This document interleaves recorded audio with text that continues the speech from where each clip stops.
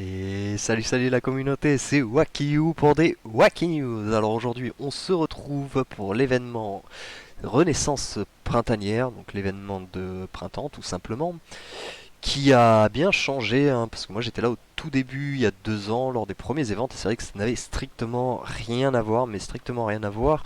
Ce genre de prey comme ça, là, c'est arrivé sur des cybernétiques, c'était des skins, avant les ventes de printemps, si vous voulez, je l'ai juste ici, hein. Donc voilà, vous gagnez des œufs qui vous donnaient différentes ressources, qui n'existent plus. Malheureusement, j'ai l'impression, en tout cas personnellement, que si cette vente a été modifiée, c'est pour la réduire un petit peu, tout simplement. Parce qu'on récupérait des particules du chaos, on récupérait des pierres de skin, on récupérait vraiment pas mal de choses dans ces œufs, et c'était un petit peu comme les coffres de la synergie élémentaire, où quand vous en ouvrez 50, vous en récupérez 30 et ainsi de suite. Donc du coup, on avait pas mal de cadeaux, je trouve que celui-ci est beaucoup moins intéressant.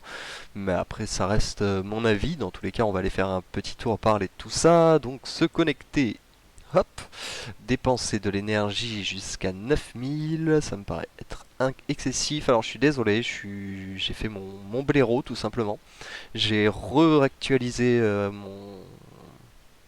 ma Valkyrie pardon sur ce compte, donc du coup je suis passé VIP 3, j'étais dégoûté parce que vraiment l'objectif sur ce compte c'est de réussir à être vraiment free player à 100%, et là je fais des erreurs en fait tactiques vraiment très bêtes. Après normalement c'est pas ce qui va changer énormément de choses dans la mesure où il me semble que ça me permet de racheter des attaques en arène, mais c'est quelque chose que je vais pas faire. Enfin, il me semble pas que le VIP 3 amène plus de choses, donc c'est pas trop grave. Mais bon, là par exemple, ça me mine effectivement 3 clés de pack en plus, par exemple. Des coffres de l'outre-terre. Coffre de la tour. Ok, coffre de la tour en 3 jours, on peut en ouvrir 45. Avec ma petite astuce, on peut en ouvrir 45 plus 15. 45, donc ça fera 50, 60, ça fera pas 65. Donc ça voudrait dire qu'il faudra en ouvrir 5 en faisant la stratégie des 4 jours mangés sur les 3 jours que vous retrouverez sur une vidéo où j'explique comment maîtriser son GMT pour pouvoir choisir un petit peu ses horaires de reset et se faciliter un peu la vie du coup. Mais dans tous les cas, ouais, c'est ça, hein, c'est 4 x 15, ça fait 60. Donc il faudrait qu'on en ouvre 5 si on veut pouvoir profiter des 5 clés. Je pense qu'effectivement, étant donné que c'est une clé, une clé, une clé, une clé, 5 coffres ça nous fera 250. Donc effectivement, je pense on peut effectivement flamber les 250 si on peut profiter bien évidemment de la stratégie où on refait, on rouvre des coffres, on refait notre tour en fait tout simplement avant le reset de les ventes.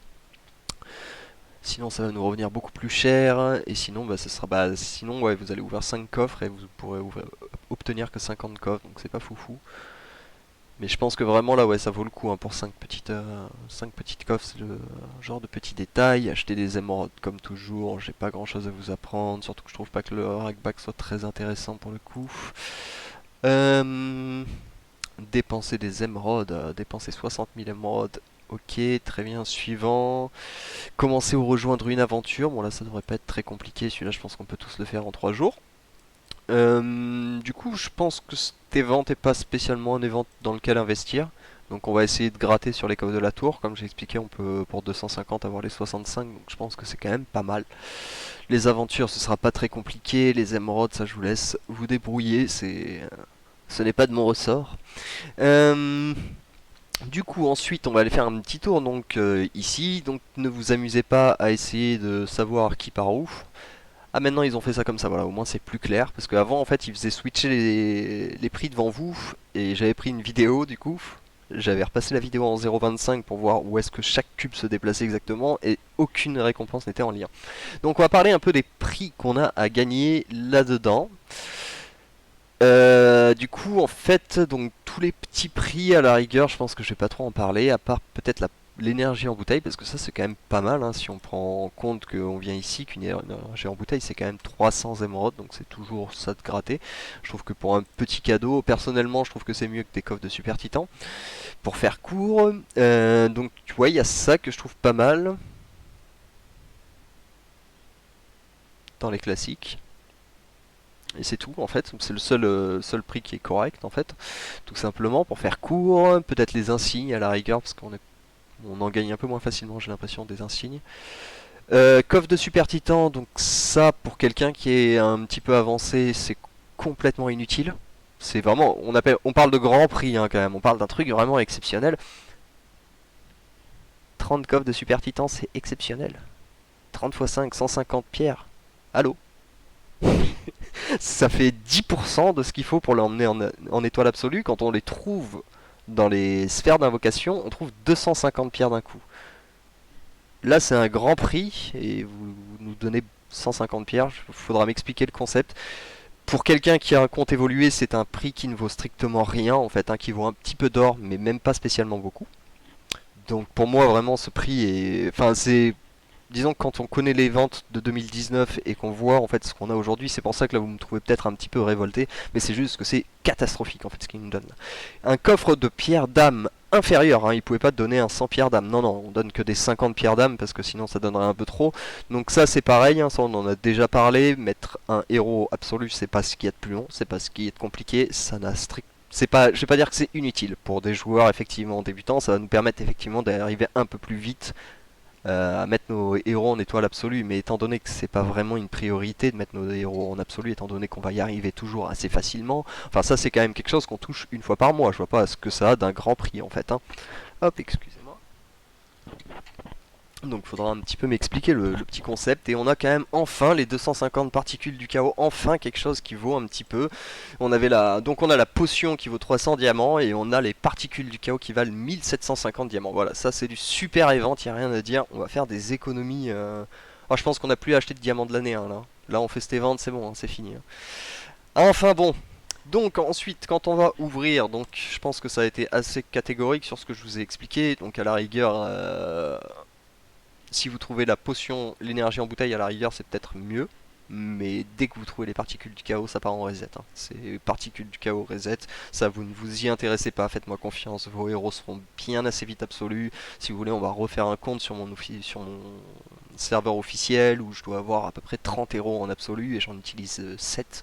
Donc, enfin, c'est vraiment quelque chose qu'on va récupérer en masse au fur et à mesure. Par contre, des particules du chaos, si on va sur mon compte officiel, on verra que je l'ai que Merlin qui est en violet plus 3 et qui est même pas boosté à fond, sinon tous les autres sont plus 1 ou plus 2. Donc les particules du chaos effectivement ont une valeur, mais c'est pas énorme non plus de 150. Donc je tiens à pousser un petit coup de gueule effectivement pour cette event parce que je trouve que c'est pas génial en fait. Disons qu'on va se dire oui mais c'est un event donc t'as pas à te plaindre. D'un certain côté c'est des ressources, je suis d'accord, mais c'est en prenant en compte qu'il y a 2 ans en fait cet event déchiré en fait. C'était même si c'était un event en 3 jours, c'était quasiment un event principal.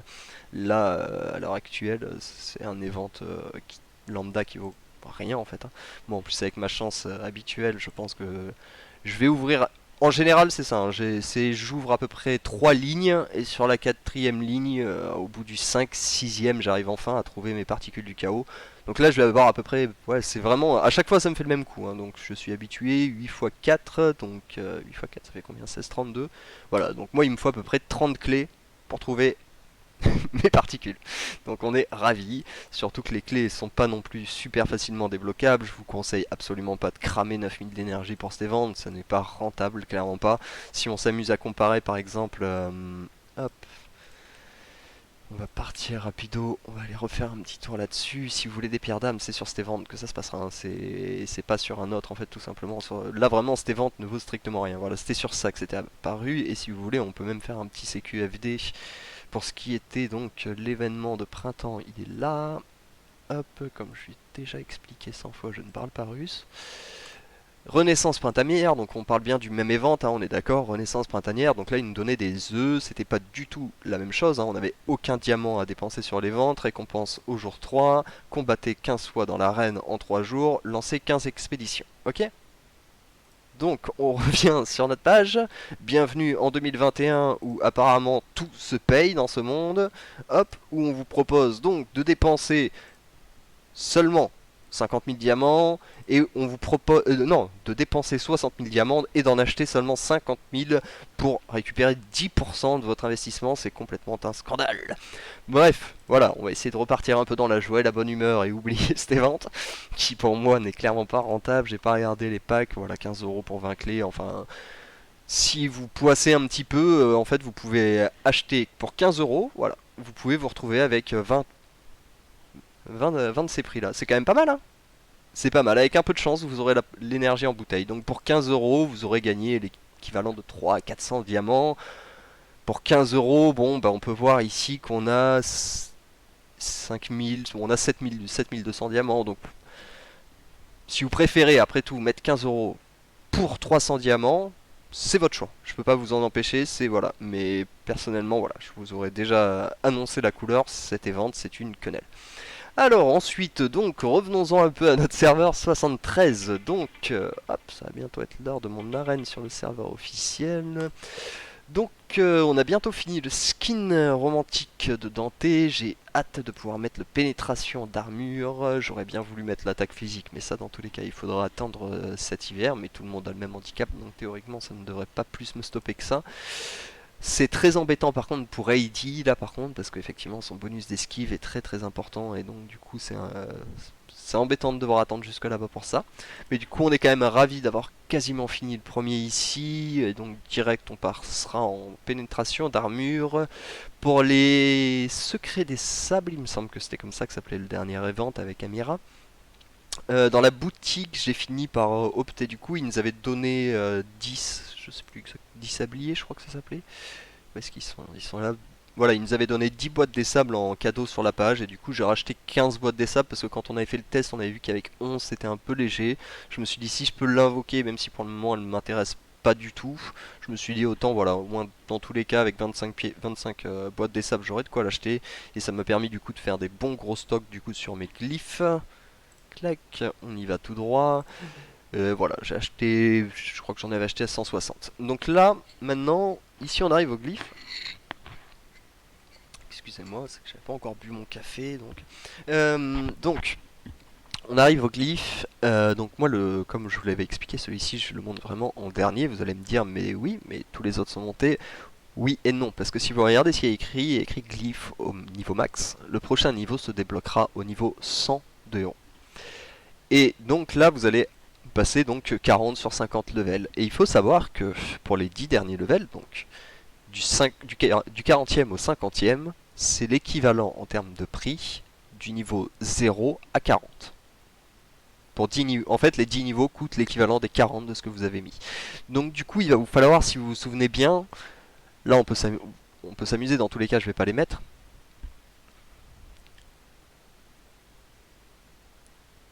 Hop, on va juste regarder. Voilà, niveau 40, du coup, ça nous prend 165 glyphes.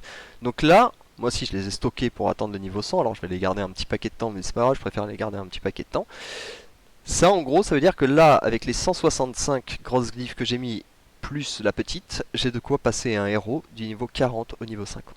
Donc en gros, moi, si je peux vous donner un conseil, c'est une fois que vous avez monté les principaux de glyphes, celui-ci personnellement, voilà, moi en gros vu qu'on a besoin d'utiliser la forge par jour, tous les jours je fais ça, voilà, au moins c'est réglé, celui-ci il n'est pas inintéressant mais il n'est pas a priorisé et dans tous les cas quand on va arriver au niveau 50 ça va nous demander tellement de ressources qu'on sera bien content d'en avoir quelques-unes de côté. Voilà pour ce qui est de ce passage là. Est-ce que j'ai déjà fait mon évolution de cadeau? Des éléments de chacun. Non, non, ça c'est le skin, c'était le cadeau des éléments que je voulais voir. Non. Ok, il dit passe au niveau 19. Il dit commence à être pas mal, justement. J'ai vraiment hâte que Albus, étant donné qu'Heidi est vraiment 100% dégâts purs, j'ai hâte que Albus passe en violet parce qu'il va vraiment lui donner un gros pimp. Tac, ici on est déjà passé, ok.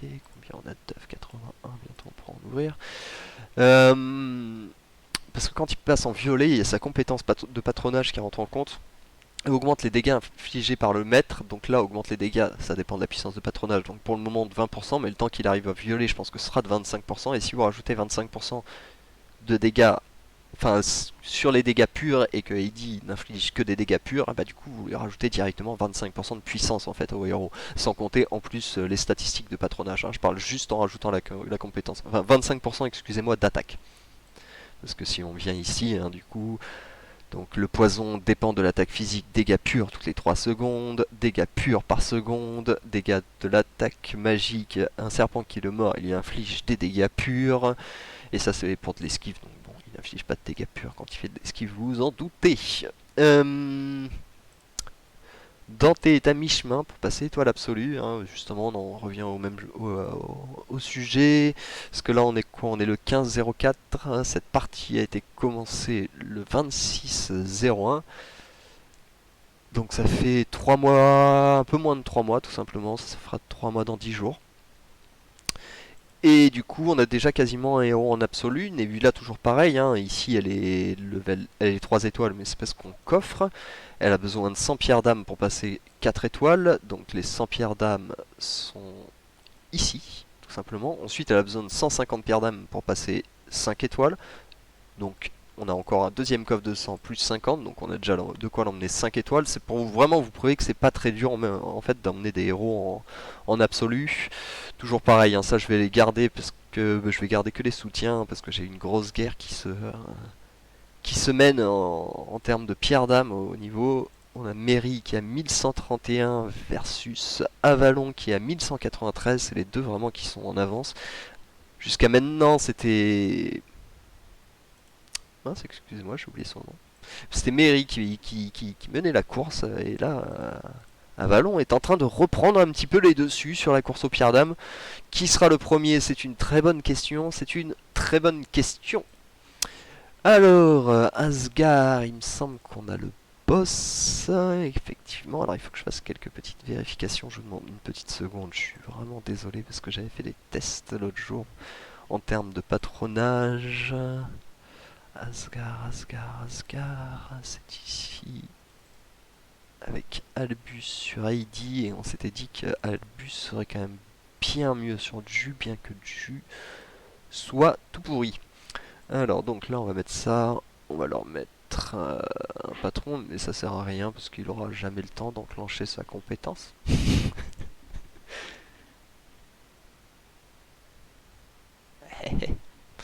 C'est QFD. Alors, pour le coup, moi je peux faire toutes mes attaques dans cette guilde, hein. J'explique un petit peu juste parce que normalement c'est pas comme ça qu'on structure les attaques, mais étant donné que mes teams sont beaucoup trop faibles et que même ma team haute ne met pas énormément de dégâts, je peux me permettre d'envoyer tous les scores. En fait, ça changera rien. C'est à partir du moment où de toute façon on a vraiment soit une team très solide ou deux teams qu'on peut commencer à faire du dégât. Ici on va peut-être pouvoir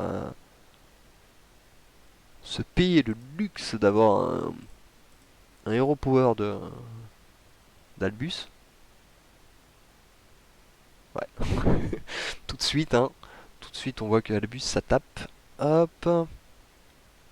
Je vais juste regarder quand même en termes de dégâts au boss. Ouais, c'est marrant, on a déjà fait ses 5. Ouais, de toute façon, ici, c'est pas moi qui poserai problème à faire des blocages de boss avec ce compte.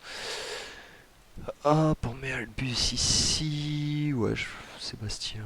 Ouais, je pense que ça change pas grand chose. Je vais mettre sur Maya parce qu'elle est un peu plus résistante que Sébastien. Je l'ai un peu plus monté quand même, Maya. Si elle peut survivre un peu plus longtemps que Sébastien, bon, c'est pas vraiment. Ok. Et du coup, la semaine dernière, on avait fait ce test pour vous expliquer grosso modo. Donc, avec AD qui avait Albus, vu que c'était le plus puissant, j'avais voulu faire le test comme ça. Et on voit que Ju avait foutu 4 fois plus de dégâts sans avoir Albus. Donc, j'aimerais bien voir si avec Albus, et AD avait pas été spécialement très efficace. Donc, je voulais voir si avec Albus, il n'y avait pas moyen de, en mettant sur Ju, s'il n'y avait pas moyen de taper beaucoup plus haut. Mais c'est pas une certitude.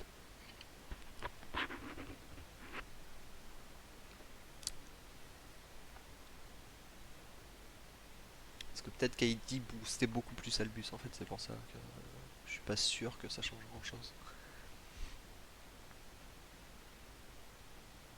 En tout cas, ils arrivent à résister jusqu'au bout de l'attaque, c'est beau.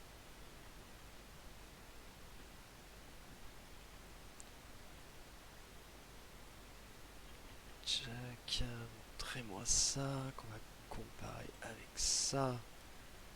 En fait, le combat s'est passé tellement différemment, j'ai l'impression que. Bon, Nebula a tapé un peu plus fort parce qu'elle est plus puissante. Ah, mais quel blaireau! J'ai mis. Ah ouais, j'aurais dû. J'ai fait le blaireau complet.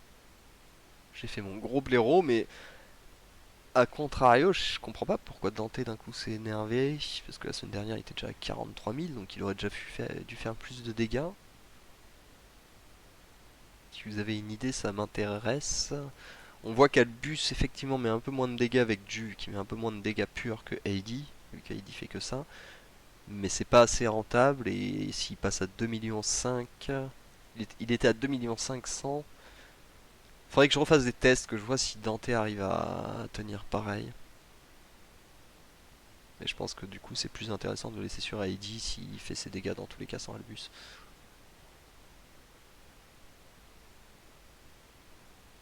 Hop! Voilà pour les petites histoires du jour. Tchac.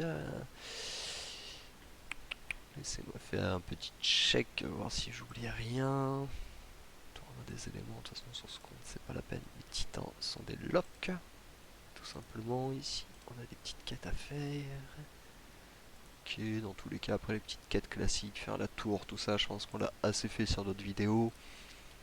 Pour montrer les petits exemples, les petites adaptations qu'on peut faire. Mais écoutez, en tout cas, je vous souhaite beaucoup de chance à vous sur cet event. J'espère que vous allez choper à chaque fois des particules du chaos, que vous allez pouvoir reset comme des fous ce petit event. Moi, je sais que ça sera déjà pas le cas. Si j'en trouve une, je serai content. Écoutez, en tout cas, je vous souhaite à tous une très très bonne journée, une très bonne fin de semaine, un très bon week-end d'avance. On se retrouve très bientôt pour des nouvelles. Et allez, ciao ciao!